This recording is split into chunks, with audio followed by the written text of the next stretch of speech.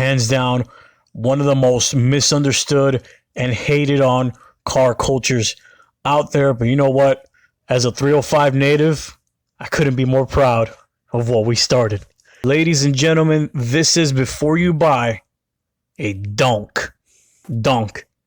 Typically traditional, full-size, body-on-frame, V8 powered, rear-wheel drive, American-built sedan, modified by significantly increasing the ground clearance and adding large diameter wheels and low profile tires. You see, there's always certain groups in car culture that seem to get a lot of hate, but nothing lights a fire under a hater's ass like a Donk. You see, Donks share similar roots with lowriders. All right, let me break it down for you. Let me give you a little bit of a history lesson, okay? You see, where lowrider culture came from embracing the low life, you get me, that someone just grew up in, well, the Donk lifestyle is about rising up. It's a status symbol, especially if you grew up in the hood, man. Your Donk rides higher than anyone else. You get me? It shows you've risen above the struggle. You've risen above the poverty. All right. Donkin ain't about just buying an old beater and throwing some big ass rims on it. Don't be fooled. There's a lot more to a Donk than meets the eye. Some of these cars have full-blown racing engines in them, usually pushing from 500 to 1,000 horsepower.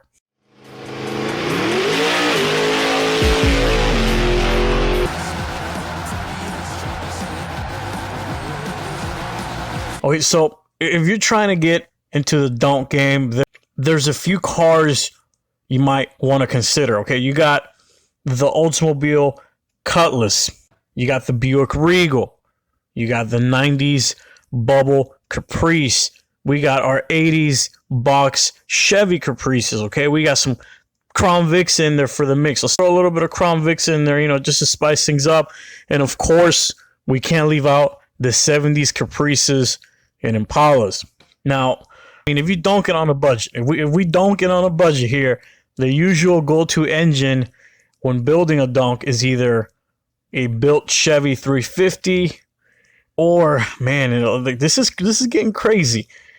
Most recently now, people are starting to use used Z06 engines, okay? That's Corvette Z06. Like I said earlier, some of these cars are running 10 to 9 second quarter mile times.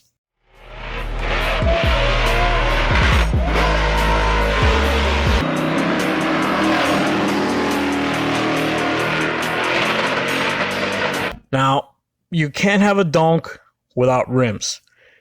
Keep in mind, man, get them calculators out. This is going to break a couple banks. This is going to take a couple income tax. But keep in mind that a good set of 32s will run you anywhere from $3,000 to $5,000. Now, throw a set of tires on there for about another $1,000, and you're sitting at about $6,000 worth of just rims and tires alone. Okay, so now you got your tire game on deck. All right, boom. Tire game's on deck. Next step is to prep the suspension, which usually involves lifting the car as well as whitening the wheel wells for more clearance. A lot of people associate Donks with poverty, man. I think that's hilarious. You know why? Because it couldn't be further from the truth. You need some serious bank to maintain a proper Donk.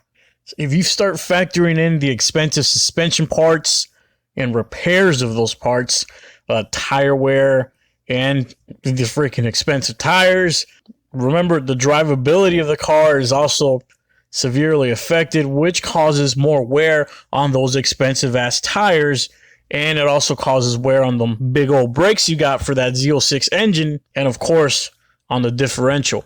So there's a lot more that goes into a Donk than just, let me throw some 20s on this old ass Caprice. Like I said at the beginning, Next time you see a Donk pass you by, know there's at least 20 to 30K easily invested in that car. And it's most likely packing enough power under the hood to put 3 demons and a Hellcat on timeout. The Donk is the spirit of the hood on wheels, man. Clean on the inside, clean on the outside, with the heart of a lion.